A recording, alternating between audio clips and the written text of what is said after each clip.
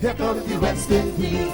And when you're facing the generals, nearly every ball is a funeral. And when we battle, brother, go and put your men on the boundary line. And if you give we a liquor, that is merely a hiccup. Look, you win the little battle, you lose the war. It's the same result every time. Everybody sing. Here comes the West Indies. Here comes the West Indies. Them rude boys gonna get you by degrees. Here comes the West Indies. I'll tell you now. Here comes the West Indies. Here comes the West Indies. Them bad boys gonna bring you to your knees. Here comes the West Indies. Special request to the Trinity posse. And what about the Guyana posse? And what about the Jamaica posse? And what about...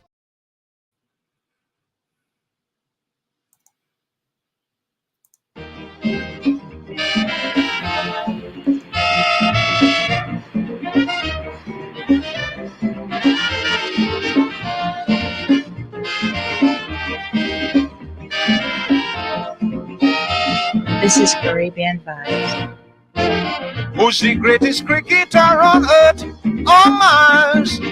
Anyone can tell you it's the great Sir Garfield Sobers. This handsome Barbadian lad really knows his work.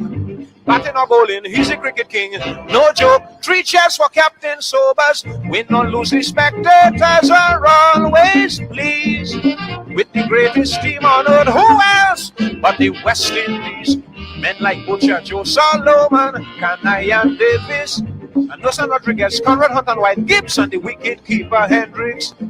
Australia, you lost. The West Indies is lost. The trophy belong to us. I say you lost, and you know you lost, my yeah. Australia, stick your grind. Australia, don't mind you lost. Better luck next time.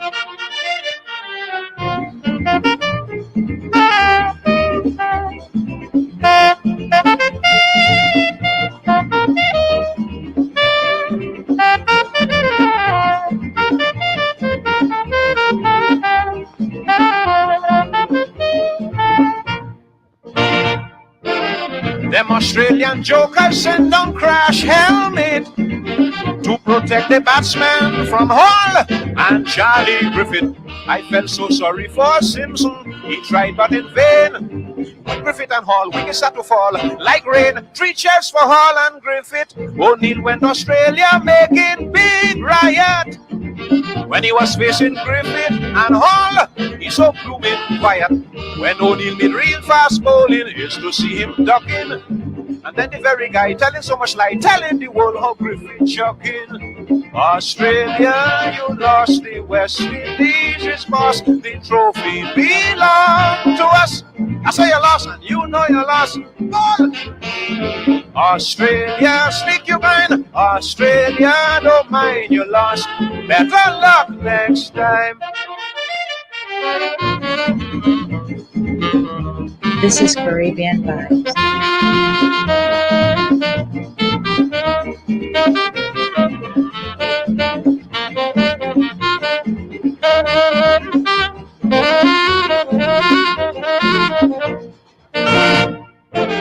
From the time the series started in Jamaica, we proved that Australia was strong, but only on paper. Before tests in Barbados, they full the scoreboard. But Rohan and Seymour carry up we score. Oh Lord, 3 cheers for Nurse and Kanai. Special praise to Conrad Hunter, our opener. Brian Davis, Solomon, Lance Gibbs, Hendricks and Basil Butcher. All the boys fought gallantly under Sobers' captaincy. So hip hip hooray for a glorious victory. Australia, you lost. The West Indies, his boss Warren Trophy belong to us. I say you lost, and you know you lost. Come on. Australia, stick your grind. Australia, don't mind you lost. Better luck next time.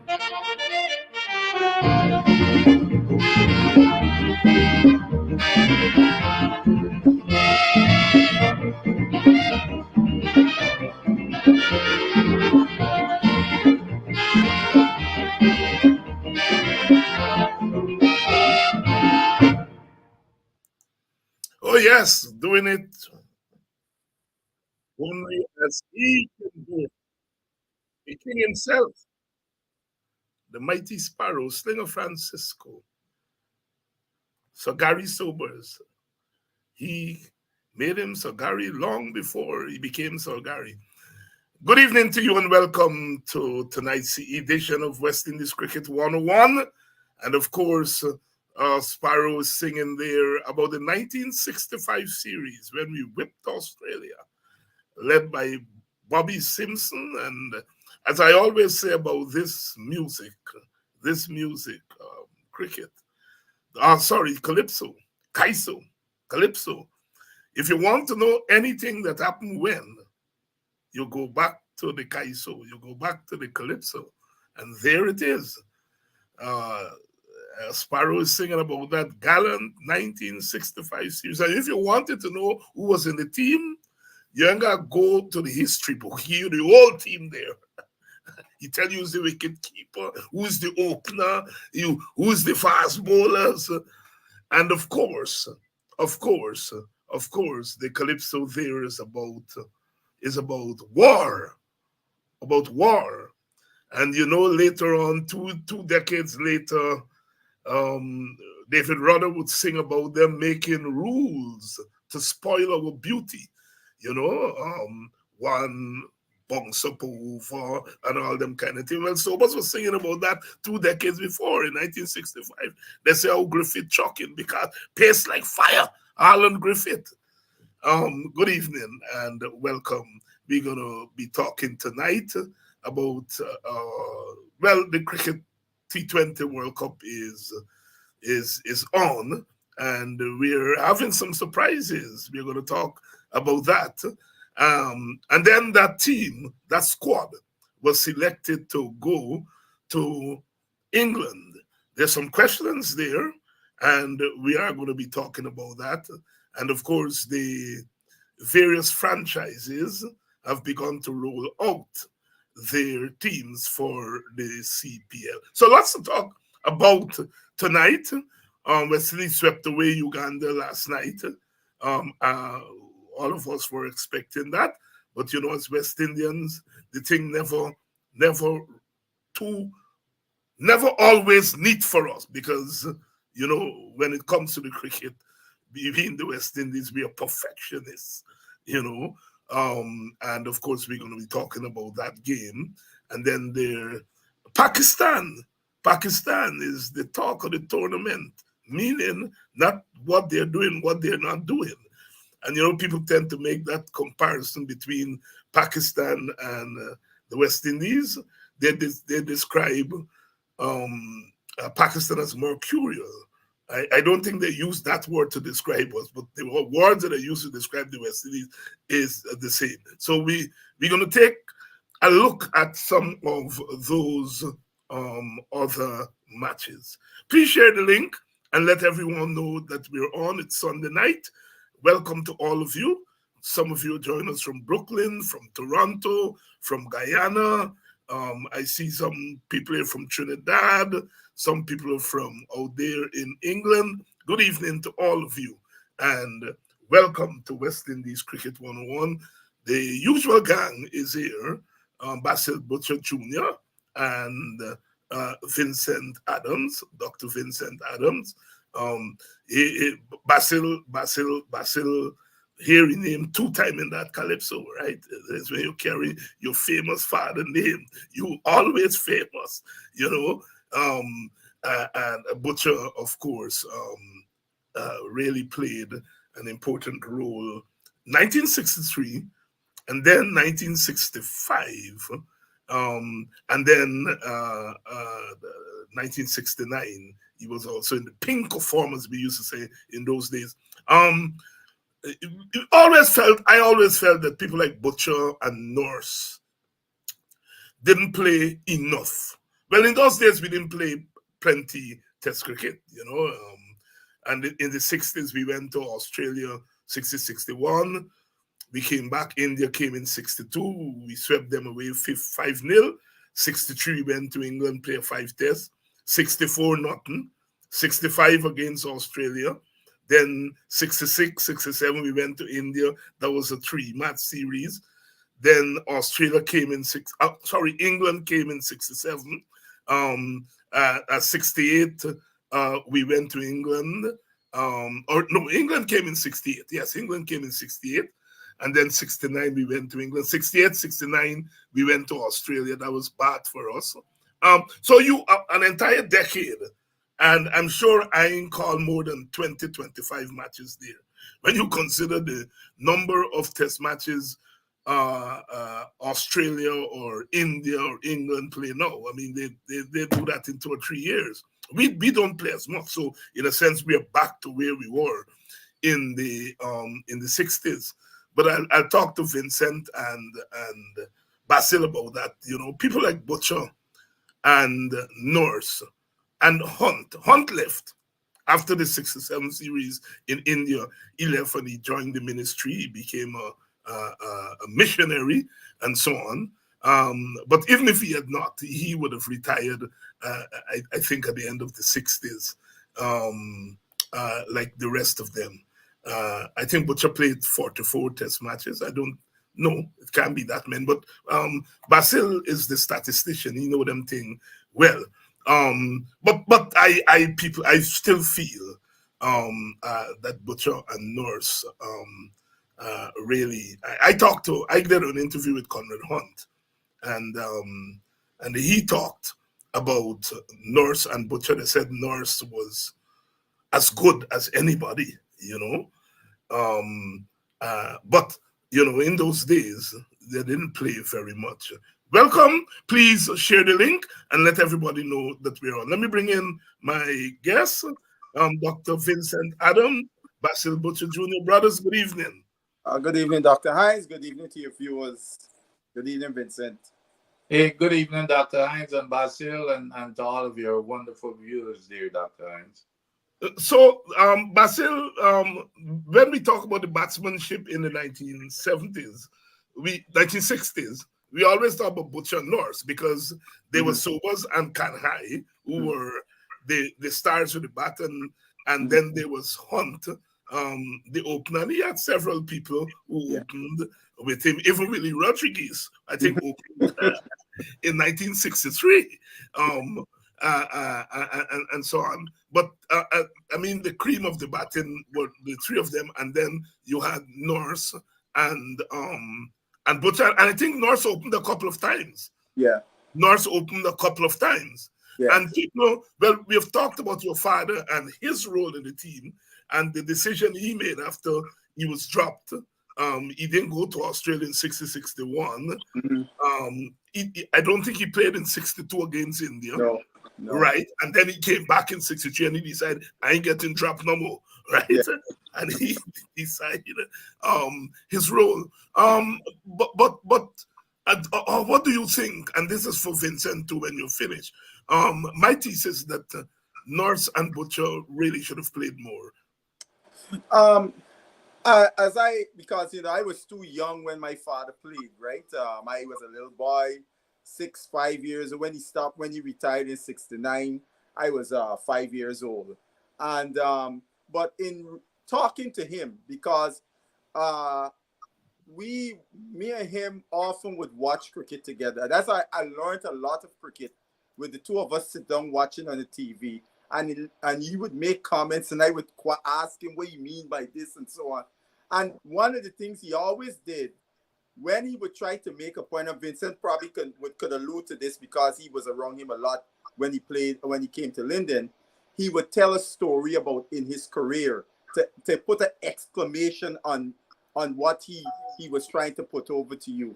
And in 57, him and Kanai were the two late brought in to the trials they had going to England in 57. They had some trial matches in Trinidad. And also an interesting note, that was where they brought in also one Jerry Alexander. Nobody in the Caribbean knew who Jerry Alexander was because he had never played for Jamaica. He studied at Cambridge and he must have played some first class. He was a Cambridge Blue, I think, in football and I think cricket. He too was brought into that trial. And in that trial, my father told, well, this is how I learned about this. He was taught one day after practice, Mackenzie Sports Club, you know, he would sit down and he would talk cricket after practice. And one day he was talking about how hard cricket is. And he used the story in that trial match to illustrate. He was fielding at forward shot like a guy named Asgarali, Trinidadian, was batting. Lance Gibbs was bowling. Lance Gibbs bowled a ball that was short. And you know, if you feel that forward short leg and a spinner ball one shot, all you trying to do is evade. And in, you know, turn evade, the ball hit his thumb. And he said blood was gushing out his thumb like a fountain. And Lance Gibbs tell him, but she had dropped my effing catch. They tell Lance Gibbs, but every female in his family, from his grandmother to his mother, his sister. So he had a damaged thumb. So when he batted in the trial match, he virtually was batting with one hand, because you know you got to have the thumb to grip the bat with both hands. And he made 78. Kanai made 100. The 100 went to England. The 78 stayed home, right? So he didn't get into the team. That was the unfortunate thing for him not getting into the team. Well, obviously then 58 Pakistan comes. He didn't get picked there, and whatever runs he did in that season, then he got selected to go to India. But in 60, as you're saying, he fails in the first two test matches. And in the second test match, which he failed, so Worrell and Sobers put on a partnership that must have lasted a day and plus. Worrell, I think, made close to double century. Sobers made a big 100. So the old boy had the pads on for like more than one day. When he finally get a chance to go into bat, and he just started batting, Alexander runs to the front of the dressing room and screams across the field, "Butcher, get on with it." Well, Butcher went to get on with it. Butcher got out for 16 or whatever. Next match, Butcher is dropped, right? Butcher comes home to Guyana now, which is a following test, because it was in Jamaica. He got dropped for the next test. They come home to Guyana. Playing for Guyana, he makes 100 against England. Then they go up to Barbados and play against England again. He makes another 100. So everybody's saying Butcher will return to the team. Guess what happened? Clyde Walker retires and comes back into the West Indies. Yes. I said to father, I'm reading these things. Clyde Walker. So I said to the old boy, wait, it's so West Indies cricket. What's like club cricket? And Marco just declare, all right, I returned to the team and walk back in the team. He says, Skipper, that's how it used to be in those days. Then now come 61 to go to Australia. Everybody thought Butcher gonna get in the team, going to Australia. They picked Peter Lashley, right?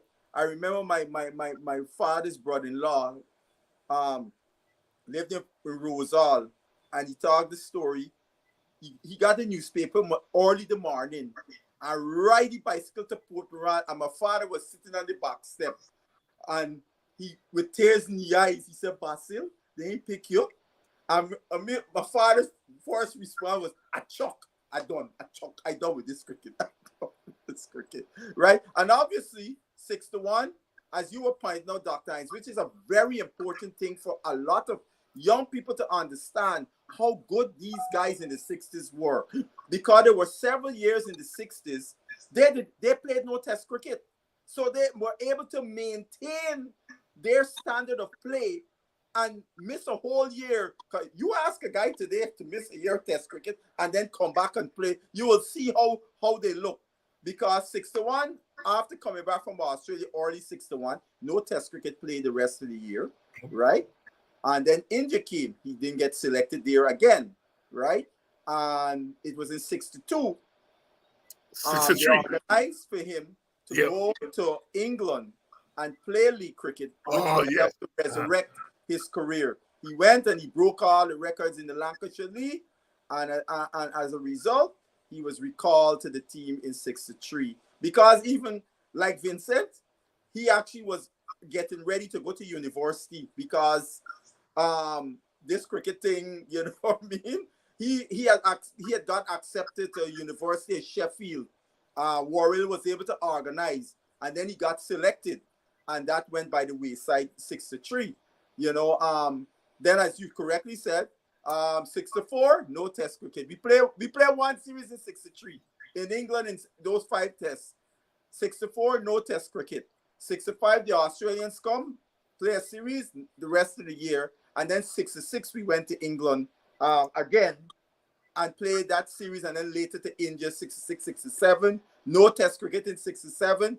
England comes in 68, and then we go to Australia late 68, 6-9, and then to England in 6-9. So when people look at those things, you understand. And I think I've spoken to people, even listen to Kanai, listen to Sober's talk, and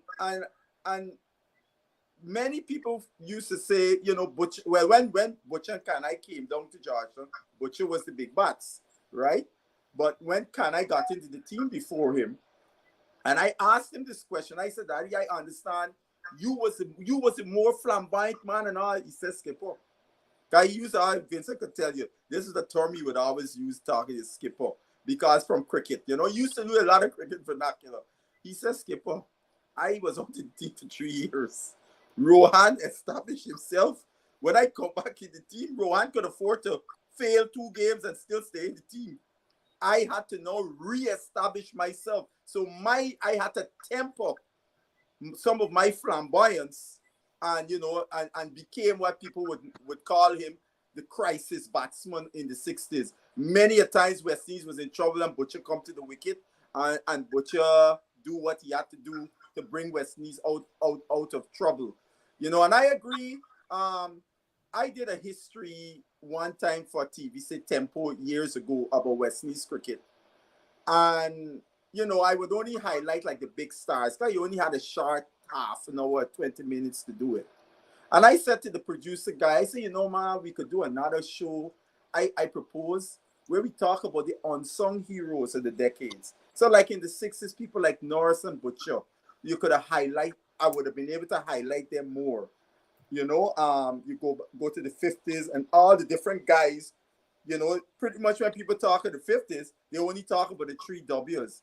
There were other good players, I mean, but not as they had the same notoriety. You could talk about them. Even then you go all the way back to George Headley, although George Headley was the standard bearer, there was still some decent players such as Clifford Roach. He was our first centurion, first man make a double century. You had Manny Martindale also. You know, you had the progenitor Horman Griffith. Yeah, you know, so we had some quality players in all those various eras, but the big stars often overshadowed them. You know, and my dad would always tell me, look, he always would, his measure when he was in the team was Rohan and Gary.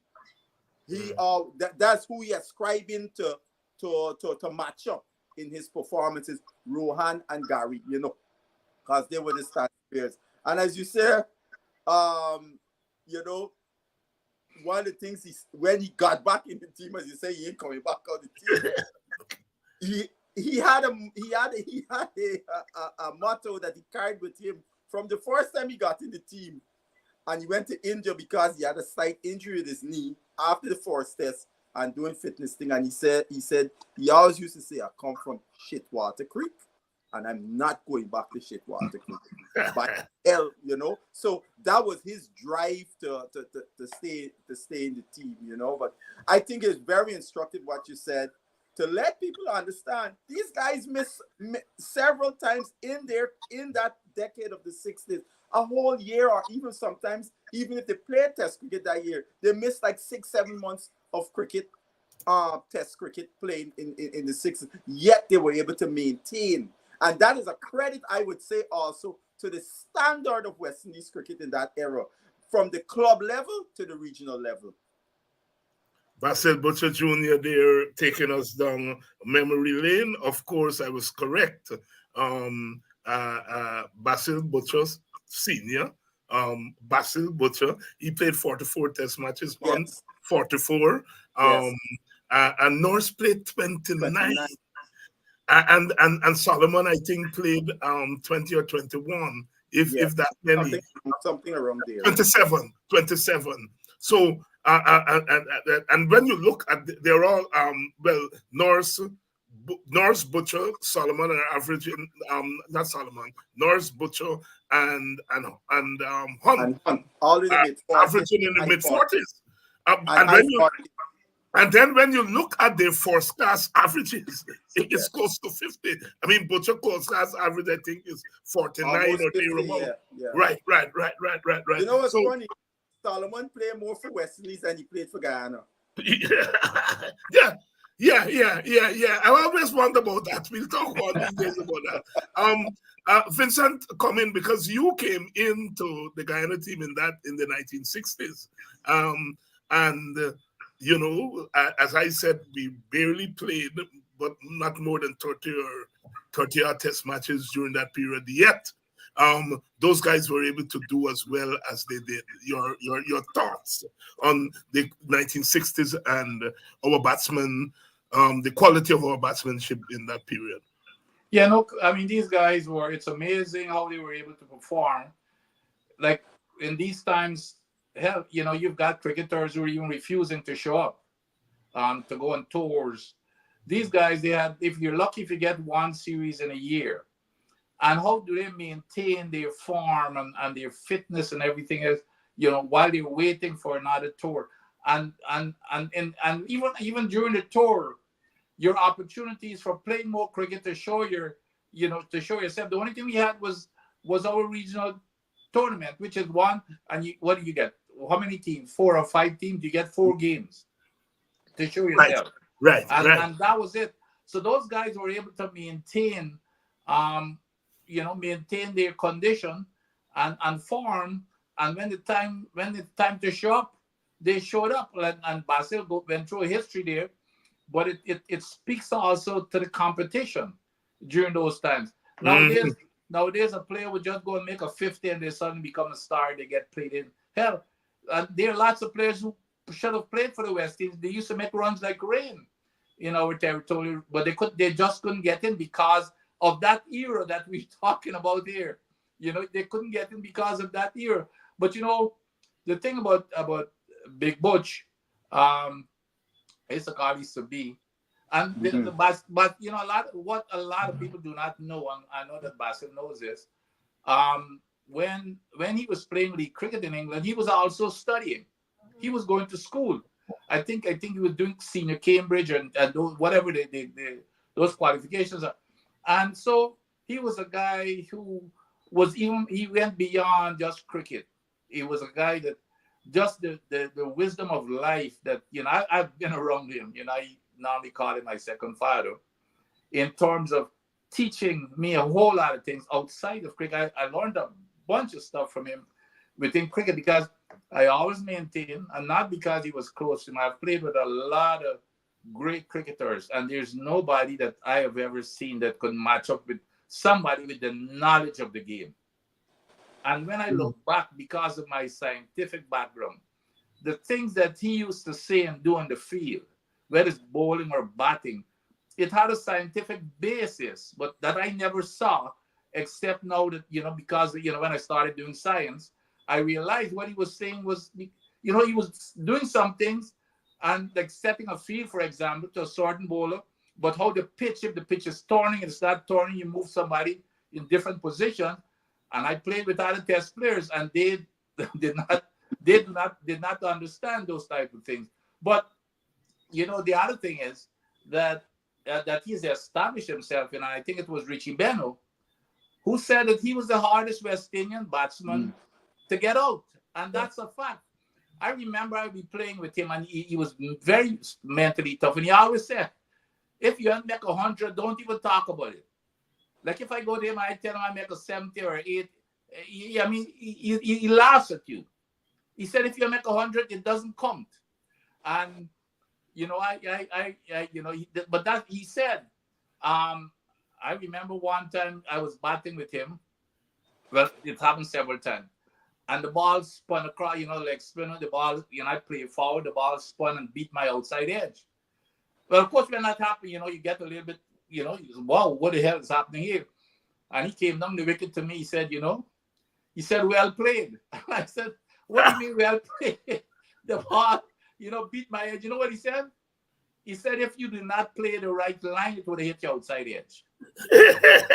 But that's the mentality that he has in terms of what. And I don't think that there's anybody, if you watch Butcher bat, I don't think that there's anybody who plays, when he plays for, where ball misses his bat more than anybody else. But that doesn't bother him. He goes back, and that ball beating his head doesn't matter. So it's that mental toughness. And Basil talked about a lot of stories, and one of the stories, but I able to shit Water Creek a whole bunch of times. But the other thing, there was a story of which was imprinted in his mind. He always remembered Roy Gilchrist. When Roy Gilchrist was sent back home from India. That was when you remember when he got into the story, and Basil probably remember the details with him and was it the Nawab of Patadi or something? No, it's a guy named Chandy Singh or something like that. When Charlie was hostile and Charlie hit the guy and then he was sent off at the field, and then he was sent home, and that caused a lot of angst in the team. And if you ask Basil today, well, you can't ask him today, but he always said that Charlie Griffith was the fastest bowler that West Indies had ever produced, and it was a shame that he did not get to play some more in the West Indies team. But no, he was not only a great cricketer but also a man of great wisdom and philosophy. He's always got a philosophy for everything. He's always got some, but he was and the other thing too, Dr. Hines, what I liked about I guess because of where he came from, because he came from Shitwater Creek, he related to other folks like myself who came from Shitwater Creek. Because even when he came to Linden, of course, he was living in the white people folks in the where we were not even allowed to go after a while. But nevertheless, the people around them were always people like myself and all the kids that came from that Shitwater Creek background. We were the ones who were around it. Myself, I remember another the late Vincent Bristol, Parkinson, little kids that came from across the river, and really that he really instilled in us a lot of values that so I always look at him outside of cricket. Had it not been for him, because I remember when I got into my accident, just to show you how he thinks, I thought my life was over. Right at the tender age of 19, you just got into the Guyana team, and you're looking for the next step to West Indies. And here is I got into an automobile accident, and he didn't care about the accident. His words to me were, I know you've tasted a little bit of fame. You ought to be happy and thank the Lord that you have met this level. Because how many 19-year-olds have played for their national team, especially the first from Linden? How many kids from Linden would love to get into the Guyana team? He said, but, I know you've tasted a little bit of fame. He said, and everybody wants to be around you now, but you wait until you're about 30 years old or 35 when your career is over. They're going to be going to the next Vincent Adams. You're going to disappear. But if you get an education, it will stay with you forever. You will feel good about yourself for the rest of your life. You have control over who you become. He picked up the phone and called the dean of the faculty of engineering, Dr. Clokey, and said, hey, I've got Vincent. He wants to start school in September. This was August, right after the accident. He said he wants to start school in September. This was August, so and the next year, and we all know the rest of the story because of that. The rest is history. Vincent Adams and Basil Butcher Jr. reminiscing about the illustrious Basil. Hey, but I want to add one thing too. We talk about Seymour Norris. I'm coming to Norris. Hold on. Okay. I'm coming to Norris. As Basil was talking about the batsmen in the 1970s, the old timers, a lot of them, I heard, they talk about Robert Christianity as as something out of this world. I think they used to call it twinkle feet. Understanding was twinkle toes. Yes, the old timers thought he was as good as the three W's. But I'm now coming to Norse because I've heard the purists, and Desmonians, for example, picked an all-time Barbados team, and the toss-up in the team was between Desmond, and Norse, and he put Norse in the team before him. And can you imagine Desmonians not making a Barbados 11? But I mean, when you look at that lineup, I mean, Hunt, Greenwich, Norse, the three W Sobers, Hunt put Norse, and I've heard people said Norse was out of this world. And I'll start with you, Vincent, because I don't know if you played against him as you were coming in. He was going out. He played that last series against New Zealand. Right? And he ended with that 250 odd. Yeah. So, but you would have seen him, Vincent. Absolutely. What you thought? He without question, he was a great. Of course, I was a Canadian butcher man, so you know I idolized them. But Norse, you always looked at Norse, and the guy that New Zealand. I don't know if he decided to announce his, if he thought afterwards that he announced his retirement too early, because and Basil's stats will tell you that very few West Indian great batsmen made runs in New Zealand. In New Zealand, yes. That's very true. Oh, yes. Very few of them. That's very true. Very true. And this man went to view, and I would never forget that series when, you know, his very good final series. But yes, and when you go to Barbados, I remember as a little boy when you go to Barbados, and his name was always, you know, up there with in terms of reverence.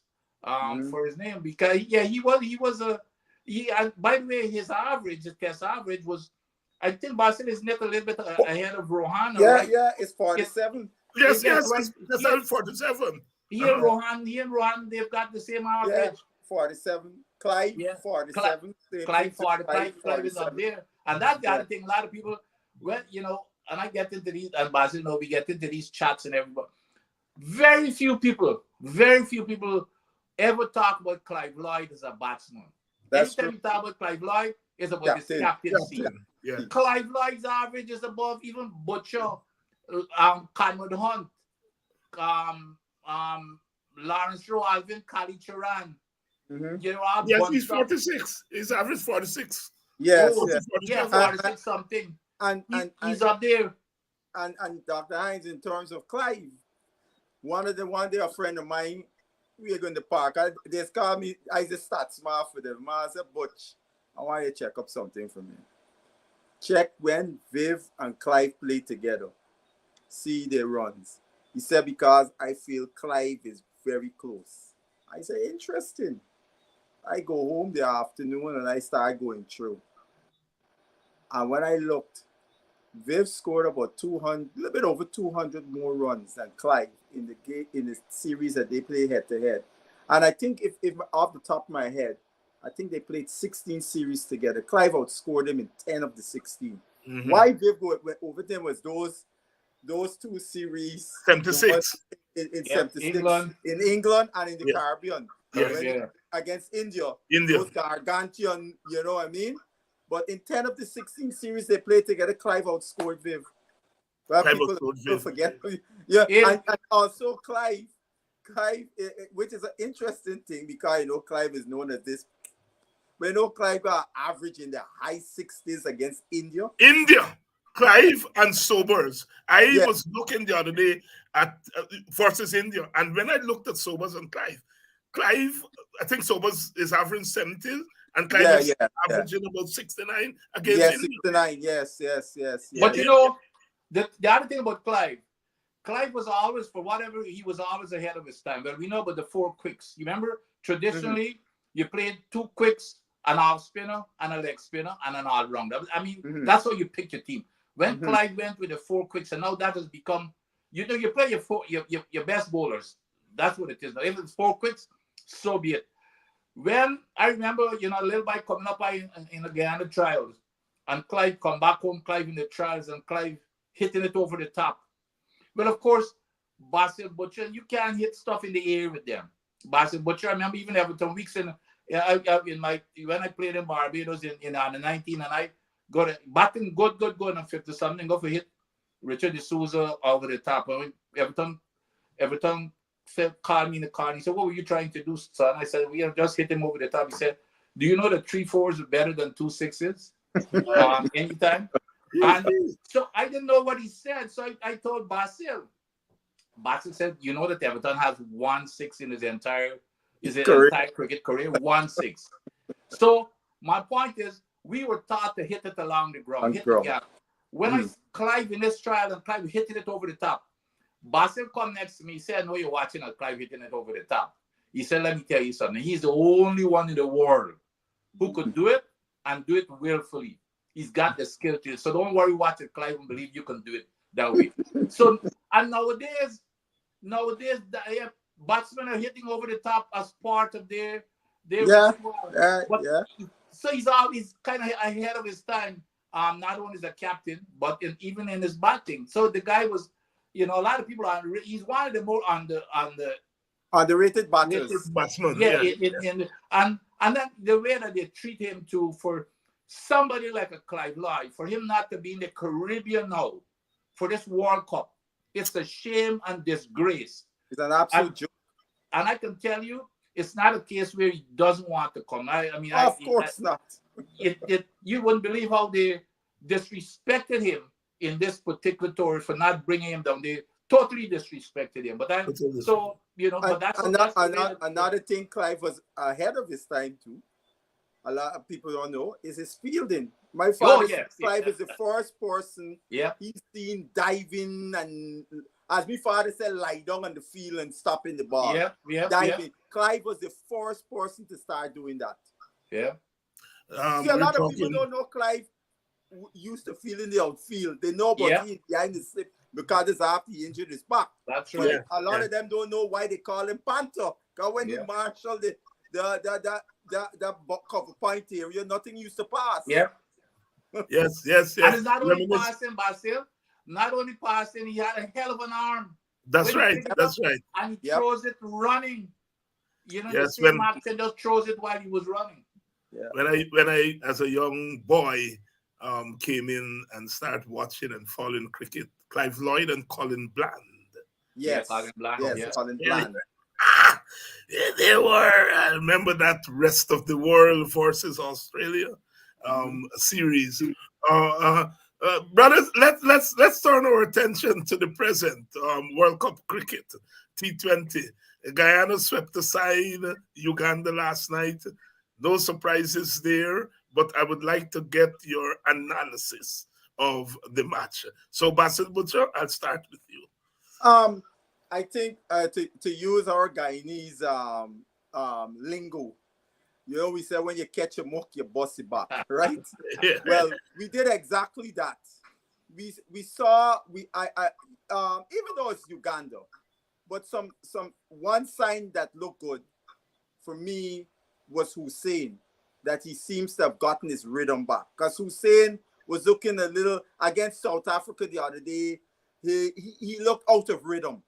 Looks like he's gotten his rhythm back, which bodes well for West Indies. Regardless of the opponent, he may not get 5 wickets, but if you can have the rhythm where you're going to be hitting your lengths and lines consistently like he did in this game, he would be a handful for any batting unit. That was a good thing. One of the areas where showed up for me that again showed up a weakness was the Ugandans did something to bowl straight lines at us. And in doing so, they were able at a lot of times to keep us quiet. And it's interesting because when you talk to bowlers of the eras where Vincent come from after up to like even into the 70s, the Clive Lloyd eras and so on, and you talk to bowlers of that era, and they say the good players, when you bowl straight to them, that was the worst thing to do to them, for you to do, because they'll work you both on the on and the off side if you bowl straight at them. I always remember my friend Ray Joseph. Ray Joseph used to tell me, say, "Bye, man, like Larry Gomes. Don't go straight to Larry Gomes. Larry Gomes will work you all over the place." Because Now, when you think about it, you both straight to the batter. The batter don't have a lot of movement they have to do. There's not a lot of risk. And if you're playing with a vertical bat, you there's less risk so you can work it around. But for some reason, our batters, unless they can extend their arms and to swing, and is the batsmanship, is a concern, and it's not going to change. It's what it is, what it is. The other thing I must say too, every day, a lot of people, Vincent, we been in a chat group, and there's been a topic. We got to drop Charles. We got to drop Charles. And I posed a question because Vincent said something similar in the chat with me. I said, gentlemen, everybody looking at what Charles' strike rate was and all of that. If you look, Charles' style and technique, he will always struggle on a wicket like at Providence. He is a batter. If the ball doesn't come onto his bat because of his technique, he's going to struggle. And give Charles credit that he dug in last night and for probably the first time in his life scored 40 runs at Providence, because somebody told me his average playing T20 Providence was less than 10. For him to dig in and battle, I appreciate that. And battle and give us a score. He also helped to allow batters on the other side to swing because he was there battling. And I like to see batters because it's something we don't see too much of West Indian batters. When they ain't got form or they're struggling to battle through an innings, get some edges and all of those things. I appreciated Charles. And I continue with Charles. Charles didn't get a drop from my team because I got a feeling from that performance, battling like that is going to open him up going forward in the tournament. And I must say something interesting. I was just noting somebody noted something. If Scotland, I gotta make sure, gotta check this out though. A person said to me, if Scotland comes through, because right now Scotland in the bird's eye with a good net run rate and the top of the group with one game to go for them, and USA also. It has, in my view, 1 foot into the Super 8s because of Pakistan losing today. If both of them qualify, they'll be in the same group with West Indies and South Africa. That will be our prayers answered as a West Indian fan. We will know though, both of those teams, South Africa and West Indies, will be going into the semi-final. Because there's no way I will see any of them losing to Scotland and USA in Super 8s. Vince, your assessment of last night, and then I the observation that we are tied now with Afghanistan at the top of the table, but Afghanistan has a better net run rate, far better, because they're 5-something, we have 3-something better run rate. And we talked about the run rate story last night. Basil, of course, talked about the difficulty of the pitch here in Providence. But if you can put that in your analysis. I've got to give them, I would say, I check them for highly creditable performance with some reservation. And of course, the reservation is obviously that, the opposition that they're playing against. They hadn't really, we played 2 games, we did well. We really hadn't been tested. However, I want to, without even repeating what Basil said, the two high performers were obviously to meet Charles as an opening batsman, and Basil is absolutely correct. Everybody has him down as a slow. He comes in and he swipes and stuff, ball flies all over the place. Of course, that's good on a wicket that is flying and gets, and gets your top edges and stuff like that. This was a slow wicket, and Basil said that he just had miserable. His stats are miserable on this wicket, but the guy decided to play a different game, and you've got to admire folks like himself, who settled in. And had it not been for that 44, who knows what our total would have been at the end of the day. But he changed his style. He made that 44. The other person, of course, was Hussein. And that's the best bowling performance that I've seen. Again, my reservation is the opposition. But the one thing that I saw about him, he's now become a really good thinker when he bowls. If you notice, and I don't think it's just by it's just by accident that he didn't think what he was doing. The very first in the game before and this game, his very first delivery in both games spun across the bat. It hit around the off stump and spun away, goes to the wicketkeeper. And that's very, to me, if he's doing that deliberate, and I think he is, what that does is shows them that, he's a leg spinner. And then you put in that batsman mind, oh, shucks, this wicket is turning, I got to play for it. But if you notice, predominantly after that inning, it was the ball running in with his arm. And he wasn't giving them any room. So rather than that leg spinner, he bowled a few of those leg spinners, but it was all that arm ball running into them, tightening it up. So it wasn't giving them room. A lot of them were backing away to hit him on the offside because they were probably expecting a leg spin. And he was getting most of his wickets that way. It was just, he wasn't giving them room. He was just running it straight into them.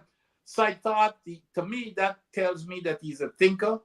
And he's really bowling well. And his trajectory is really ideal for this type of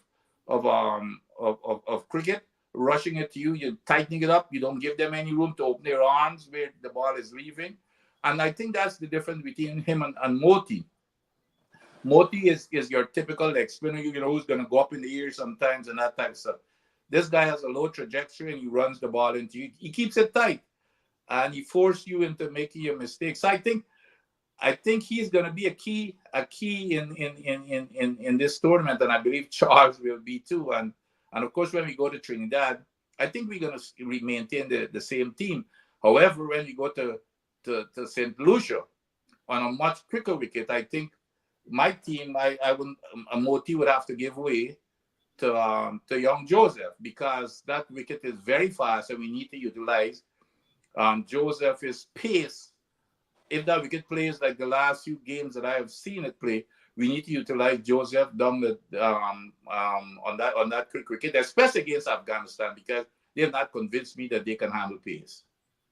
We've got 2 more matches, Afghanistan and New Zealand, right? Yeah. Which is the game to watch in those 2? Basil, and then back to Vincent. I think the game, that first game against New Zealand, the main reason why, not so much from a West Indian perspective, but from a New Zealand perspective, because if New Zealand loses that game, they're out of the World Cup. Because having lost to Afghanistan in a group where you got 2 minnows in Papua New Guinea and Uganda, you can't afford to lose 2 games.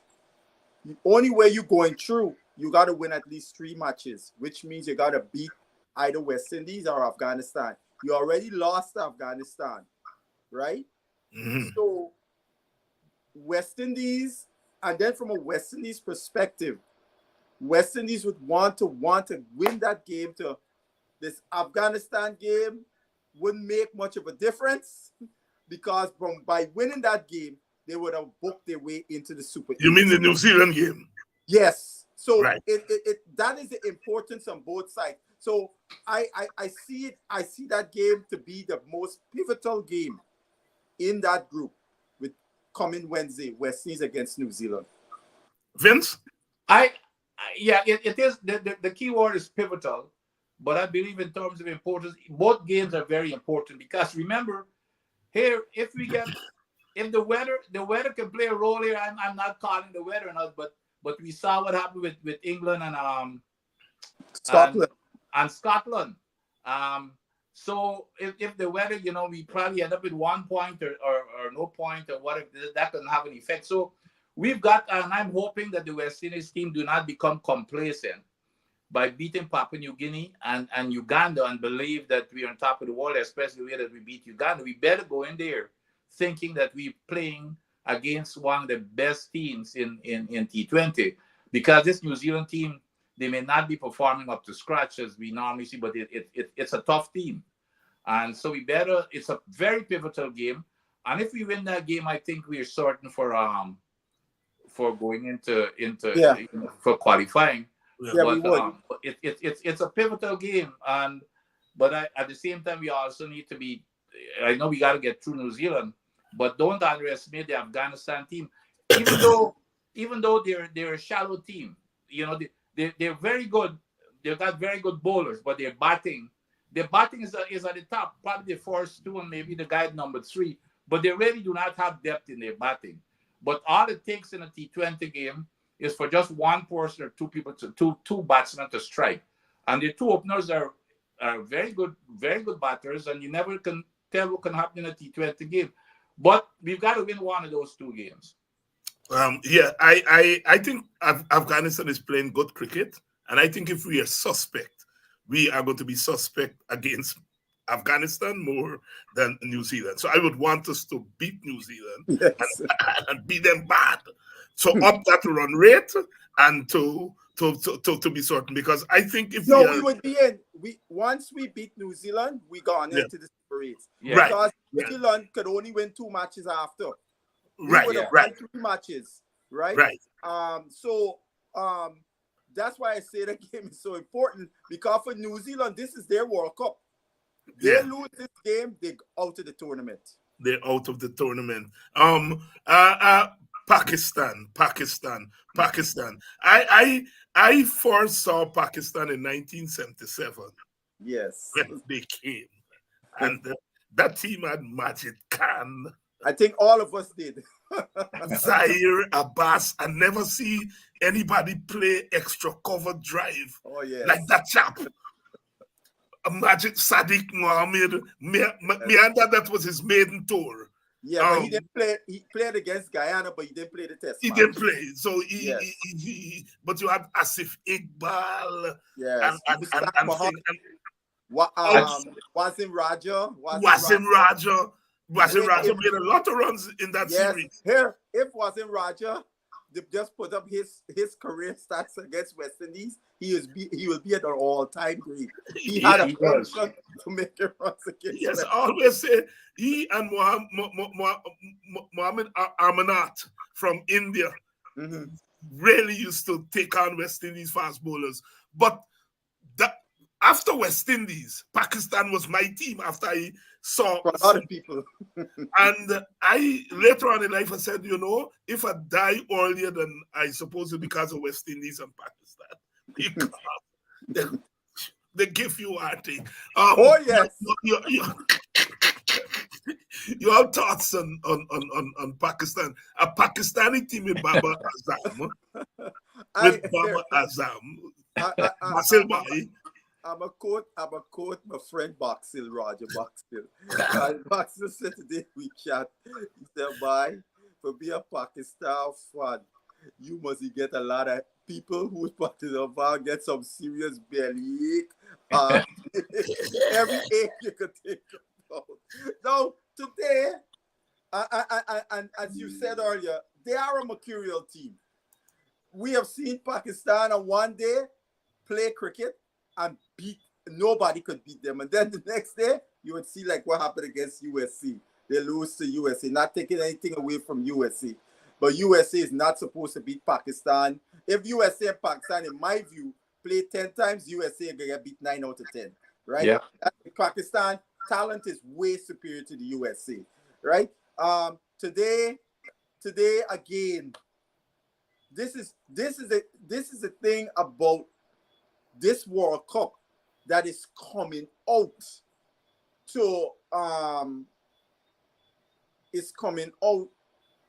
in terms of the T20 game that we see in the IPL and so on. I think that maybe, I don't know if it's an accident, but these pitches have brought a view that is not the best version of T20.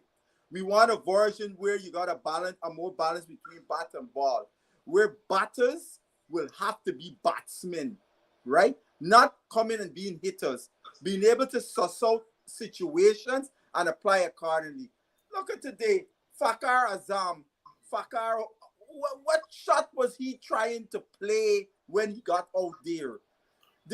There was no need. Like, I mean, maybe he should have looked the day before, what it was when South Africa played, when David Miller and the guy Tristan Stubbs at 12 for 4, you know, Holland tails up. And the two of them went into test match mode, worked away, and as the longer they stayed, as Vincent will tell you, there's always a cliche in batting, and it's a true thing. The longer you stay out there, the easier it gets. And the longer they stayed, if Fakar could have stayed, because he is one of the Pakistani batters who can reach the boundaries at will, right? To throw, when he got out, that was a major dampening for me in terms of their chances of winning. And even the way Rizwan battled and he got out too, you know, it's very disappointing, Pakistan, you know, because they're a team that have a lot of really pleasing, entertaining players that people want to see. And it looks like it's gonna be a shame that we're not gonna see them in the latest into the business end of this World Cup. It will be the second time they would come to the Caribbean and did not get to the business end of the World Cup. Remember in 2007, Ireland knocked them out of the World Cup, you know. So it's a rare, because anybody see a guy like Babar Azam on his day, there's nothing more pleasing sight in world cricket. And what that shot that Babar played before he got out, the shot before, the ease and grace with this, he hit Bumrah with such ease and hit him for 4. I mean, there are very few players in the world can play that shot with that kind of elegance and almost like he got the whole the so much time in the world to play it. And then when he get caught next ball, I go, oh Lord. Vincent? No, I agree with everything that Basil said, and it's one of the teams again. It's similar to the West Indies team. On any given day, they could beat any team, and then on another day, any team can beat them. You know, when India, and even in the chat that Basil and I were on, I said, you know, because the wicket was grabbing, there's no question, but nevertheless, that's what a batsman should understand and adjust it. And India batted very badly. They did not adjust it, even though their early batsmen were getting out. The other batsmen were coming in and still jabbing, even though the ball was grabbing. And I said in the chat, I said, you know, this wicket is grabbing. However, will Pakistan have the discipline to adjust to the wicket? And the same thing, they came in and they did not adjust. And like Basil said, these guys, you know, their top batsmen just give away their hands. This year, 120 runs is test cricket batting. You go in there, you turn over, you single, you wait for the loose ball. They're going to come. You hit your boundaries. And the thing is, the longer you stay and you occupy it, as long the key in these knockout games, I don't know why people believe you got to win it in the first 5 overs. Exactly. The key is to keep wickets in hand. Keep wickets in hand. And that last 5 overs, I see teams who've gotten 80 and 90 runs in 5 overs, but you've got to have the wickets in hand and the batsmen who were set to get it done. And this was just normal, regular batting, test cricket batting that they could have gone home with it. Vince Adams and Basil Butcher waxing lyric here, and of course, all of us are so disappointed at Pakistan, but that has been the Pakistan story from 1977 when we first saw them in the Caribbean. I mean, the sight of Zaire Abbas playing an extra cover drive has lived with me to this day. I've never seen anything since. I know people talk about Frederick Square cutting and hooking, but I always like to see Fredericks play an extra cover drive. And a lot of people don't know that Fredo could have played when he was battling. And in that same Pakistan series, Fredo played Godan. I think he was one of the top scorers on our side, and then retired shortly after. I remember crying because I said, why Fredericks retiring? You know, Dr. Hines, as you spoke about Zaria Abbas's extra drive, I remember the last day. You remember when Packer super test in 79? The last day, well, it was a Monday or something. So I couldn't go to, because school. So I'm listening on the radio, and Stanley Moore was in commentary. I never forget. And Lawrence Rowe play extra cover. I think Lawrence Rowe make was 70 or something like that. Yes. Play extra cover drive. And Stanley Moore said, that extra cover drive by Lawrence Rowe, I thought the best one I had seen was in 77 at border with Zaria Abbas, but I think that was... Hey, but Basil, Yeah. Basil, then Zaria Abbas had a 2000 series, a 2000 season. County season. Yeah, yeah. 2000 county season. He got the most double century. Yep. That He might used to have make at one double point- century he has a at lot of- will. At one time, his only test hundreds were for a while were two big double centuries. Yeah, and the man used to make double century at will. One of No, my. I mean, sometimes, just as a youngster, I could still see the vision, with his spectacles as he walking out the border, and he always wear a sweater. He always wear a sweater. Yes, always He had on the sweater. He don't have no cap on. His hair was bareheaded, walking out the bat. I could still see the image of Zaire Abbas. And if you remember that test match, the battle between Khalid Charan and Imran Khan. Oh, yes. Charan had LBW. The folks felt that he was, because Khalid and the tempo, Khalid lashed down the bat as he walked in. Yeah. And the folks get wild and start pelting battle. Pelting battle. I understand. I wouldn't say when I pelt battle, but I was. We West Indians are always, well, as you were talking about that 1960 series that your father failed in the first one to get dropped.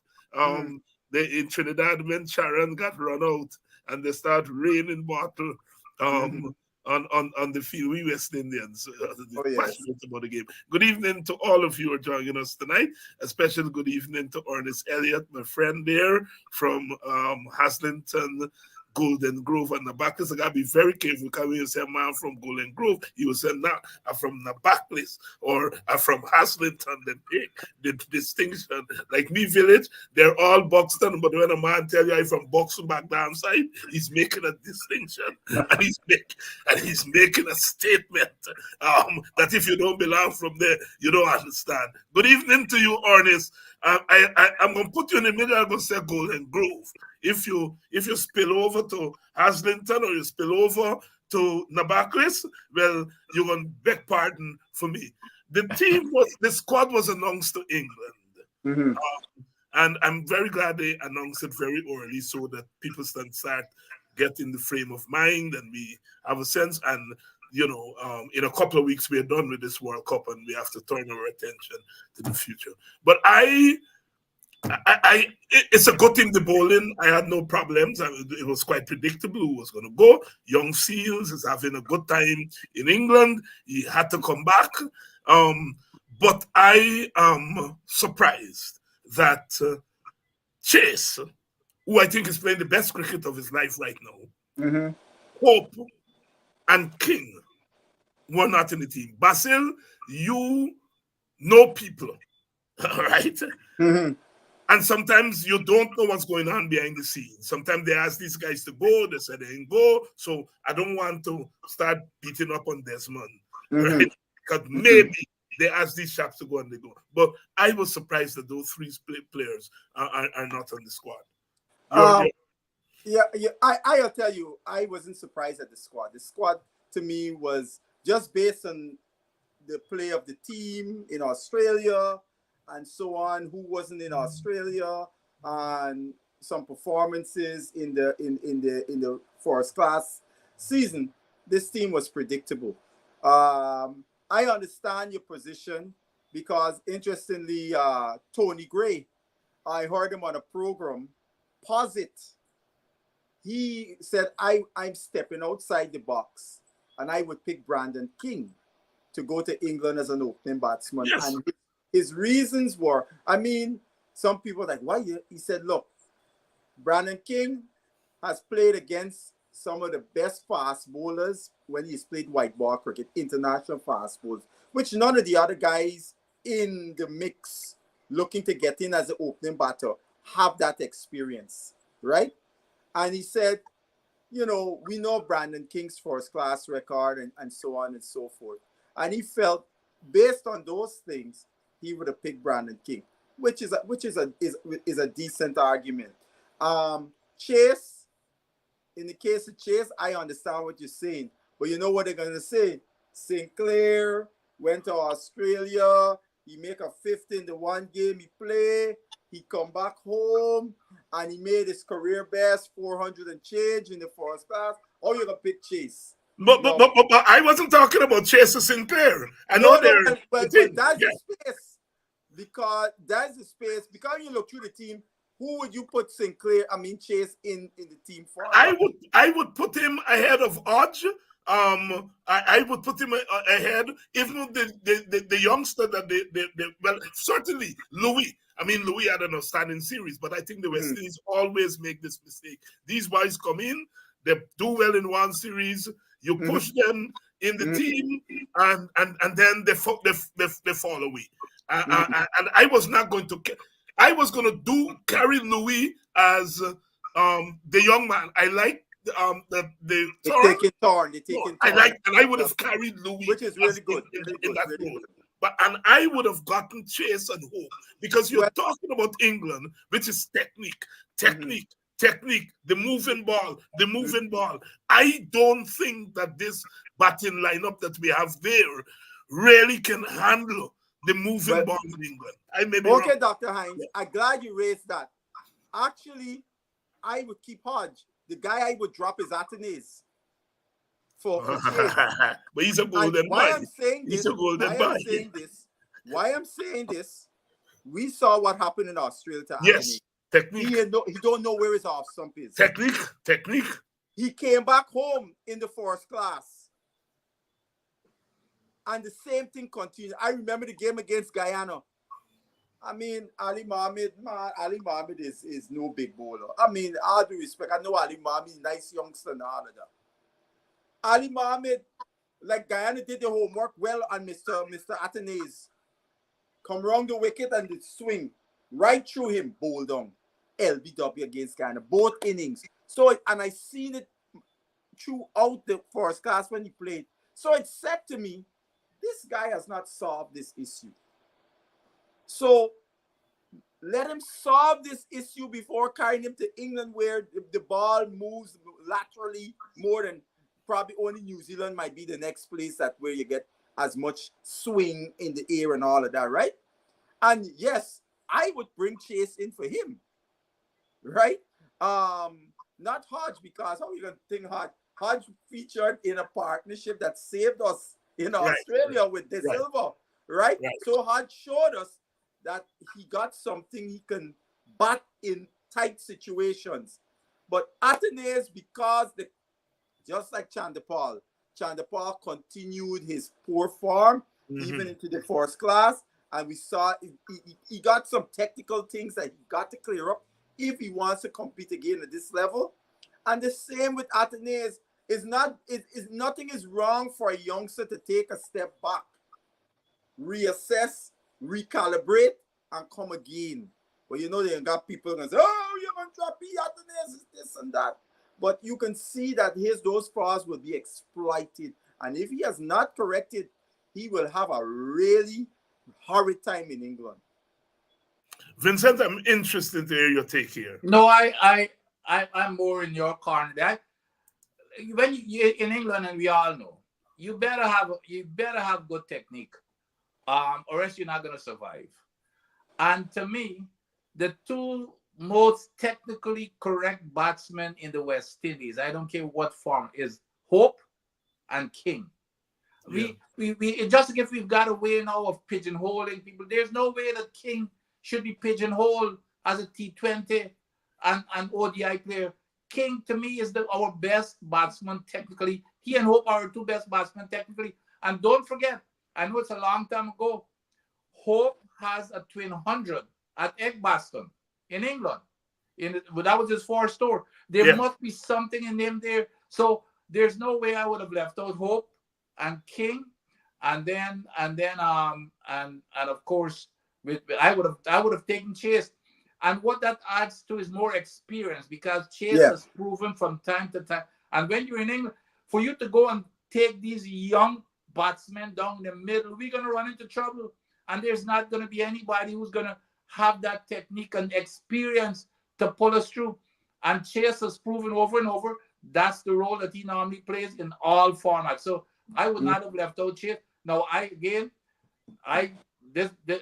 our boy from Guyana, Sinclair.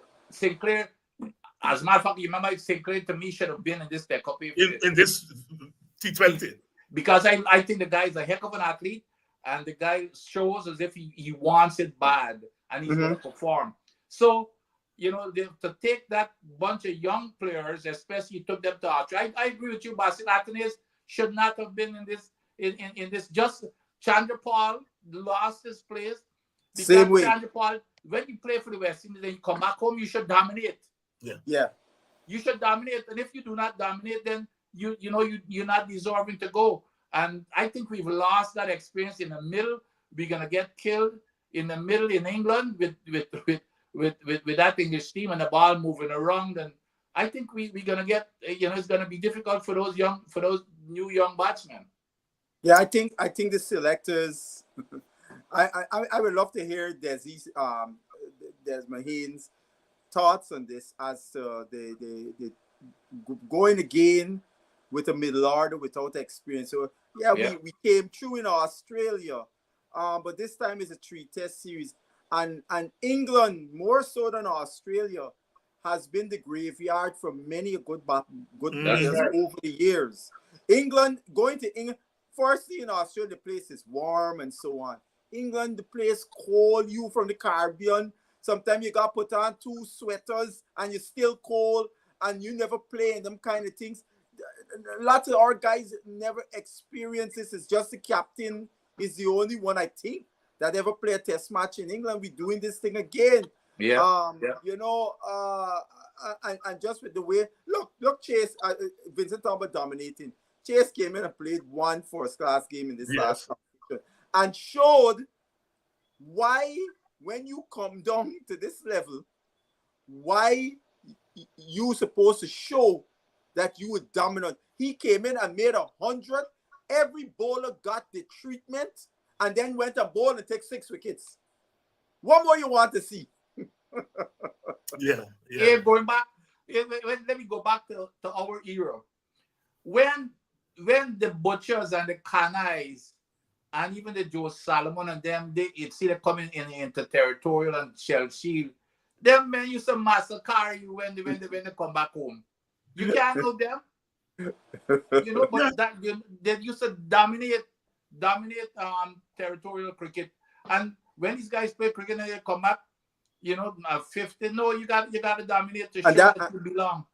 And Dr. Hines, on that point, what Vincent is saying bolsters your position even more, because one of the things I was looking for, and I stated this before the first-class season, I said, all of those guys who went to Australia, I will be looking at all of them carefully, because you just coming back from, you faced up against arguably the best test bowling attack in the world in their conditions. You come back to the Caribbean, I expect to see you make your adjustments, obviously, to the conditions and make serious runs. The only person that did that was Sinclair. Mackenzie struggled. Atenay struggled.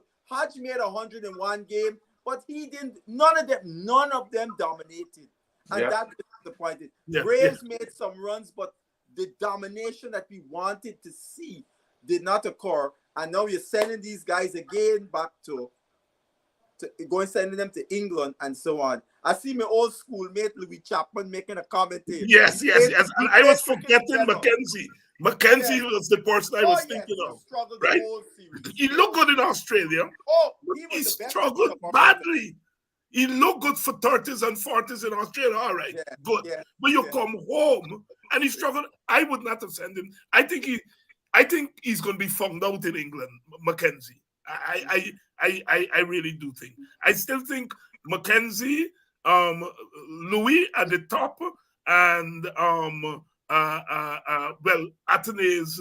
I didn't think about dropping Athenaeus, but I'm swayed in that direction. I always think, as Desi, they said they invest a lot in him, and so I said, well, they won't drop him. And investing in him. Look, for example, in August, South Africa is coming to the West Indies, both their A team and their senior team. Yeah. So you could have gotten him in to, whatever work he needs to do because Vincent will tell you, as a batsman, if you don't know where your off stump is, you're going to be playing at balls that you shouldn't be playing at and leaving balls that you should be playing at. And that is the quandary Athenaeus is in right now, technically. And that's right. To go to England where the ball swings more, that is a recipe for disaster. And here's another piece of wisdom from the great Basil Butcher. Playing with him after every single delivery of all of his quicks playing in Case Cup, he used to tell him, I want you one stump outside that off stump. Keep that ball, hit that off stump, hit that off stump. That's all. He said, all I wanted for you to bowl that line and length at the off stump or a little bit outside the off stump. Because he knows the batsman's psyche. When it comes around the off stump, you're worrying, should I play or should I not play? Yes. It's not an easy place for a batsman to keep attacking you all the time, right to that off stump. You don't know whether to leave alone. And then the next thing you play, the ball hit the outside edge and gone to slip. Gone to slip, yes. And that's why they call it the channel of uncertainty. Uncertainty. Yeah. Even our skipper Braithwaite, Braithwaite or whatever we want to call it. We said Braithwaite. He has a problem outside there. I mean, yes. Yeah. I mean, he has tremendous concentration and so on. Yes. But he is suspect outside that off stump. And his recent sojourn to England in the County Championship was a disaster for him. Yes, right? And we are going to be depending on him to carry the burden. And if he goes early, then we are in serious trouble with that batting lineup. Yeah, because he's going to be opening with a debutant. With a debutant. Opening with McCaskey or Louis. Yes. Oh, I forgot McCaskey in the team too. Yes. Oh, Lord of mercy. Come on, Desi. Anyhow, brothers, this coming week is going to be interesting in the T20 competition because by the time we come back next week, we'll have a fair sense Super 8. Who's going into the Super 8s. Yeah. As usual, thank you all for coming through. And I notice you all have not put me in your chat room. I suppose it is for royalty. So you all have... It is my way of begging to come in the chat room. I swear I would say nothing. I will observe. I think we're protecting you from certain people here. We're afraid that you would have a different opinion of me and Basil if you come into that chat. Basil and them boys used to give me a hard time in Ryan in the early days when that was. Them boys used to give me a hard time. You had a guy. I got to find out his identity later on. The man, the famous Spuds McKenzie. Yes, he was the man. It was always contraire. He used to attack me, and he would say, "Here we go, say Vincent." He said, "But you can't bat with Chandapal. And one day, a guy must have played for GSC Case Cup because Heinz would always say he was around GSC, and this guy started calling names. And like Vincent, it's obvious a guy come from U-Time. Guy, as you said, I used to call the Obai Sabi. Because he said, Sabi? Chandas? All due respect with Chandas. And he pointed out, he said, look, a Jordan Prasad bowling rings around Jamaica Lawrence Rowe. And a week or so later, he played against Mackenzie Sports Club. And Sabi was kidding. Sabi put a double on him. And you talking about Sabi? I remember Jordan Prasad bowled into Lawrence Road Board in 1975. That is exactly the year, Dr. Hines. Because shortly after that, the old boy put a double on Everest. I remember Lawrence Road playing a straight drive. My heart flutter. And I said, Jesus Christ. And then Jordan had them big half break. I come to those were days. I mean, I didn't know after then he get beat up bad. But Mackenzie, because that was not the only time. That was not the only time here. I play with that man. Just if he know I'm gonna go out there and make 100 today. I remember one time we played against Everest, and I mean Edwin Mohammed and a Joda, and they had this guy this leg spin. What's his name again? But anyway, Saeed, born in Saeed. No man, the leg spinner that played for Guyana. Godauri? No. Oh, Gopal, Sen Gopal. Yes, Sen Gopal.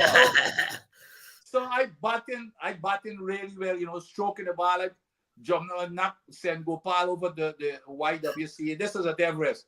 YMCA put you over there, but 3 times, and then on 76, Eden come on, and old Eden, probably retired, but he come back and get me card to slip by, and I coming in. But Basil used to give the young kids, people a chance. So he coming in at 5 or 6, and Basil passing me. I get out at 76, and Basil tell me, he said, "Wait a minute, you don't know how to make 100." He said, "Go back and take off your pads and go and sit in there and see how to make 100." 144. He put in that afternoon. If you see lashes. Yeah. Dr. Hines, why that double century is etched in my memory. Myself and my brother right after me became massage therapists that evening. Because when the old boy come home, his skin hotting so much, he lie down on the bed, and we had to 90 down with Radiant B, front and back. We became massage. And then he had to wake up next morning and drive back to Georgetown to play the next day. And now that you're talking about it, because Butcher would have been in 75 just 42 years. Yes. He's 1933 born. And when you look at people like Anderson and them who were playing, our Chandler Paul played well into their 40s and so on. Mm-hmm. And Basil, your father, retired in 1969. He still had a lot of... He could have still played for the West Indies. He could have still played for the West Indies. Yeah. I hear, Dr. Hines, after he made a double century, I remember we walking into Border for a Shell Shield game. And the then president was the guy, Frederick Rampersad. You remember? He was the president of the board. Liar. And he walking out. He said, "Basil, man, why you don't come back and come out of retirement and come back and play for Guyana, man? These young guys ain't fit of nonsense. You, man, come." After me walking, you might thought me got in that, son.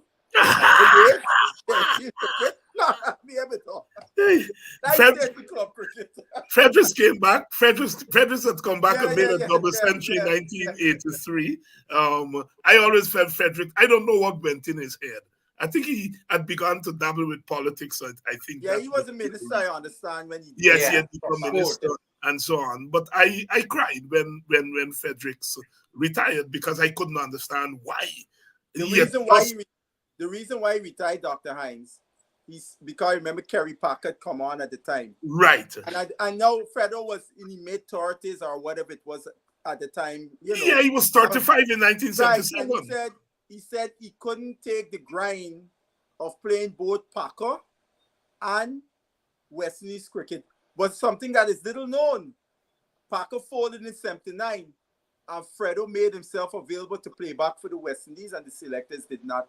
Oh, well, you see, I didn't know that. Yeah. I didn't know that. Because at that time now, the Hinds had come into the team. Yes, Hinds had come into the team. Fredo made himself available, said he's available to play Test cricket again.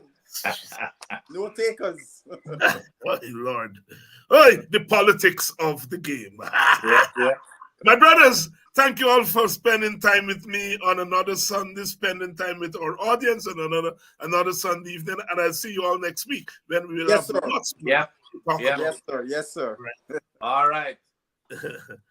Hey, and thanks to you all again. I see some familiar faces. Wayne Caesar, good night. Tyrone, good night. Philip Clark, good night. I see some of the ladies here tonight. Thanks to all of you, Cleveland Thomas, all of you who came through tonight.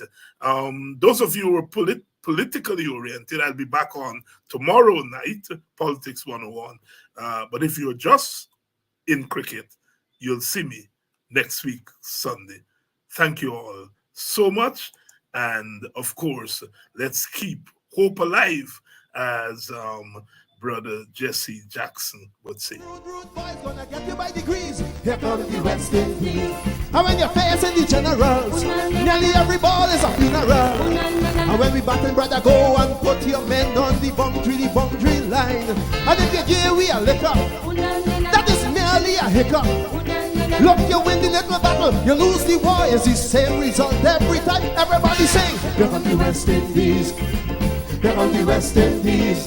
Them rude boys gonna get you by degrees. Here comes the West Indies. I'll tell you now. Here comes the West Indies.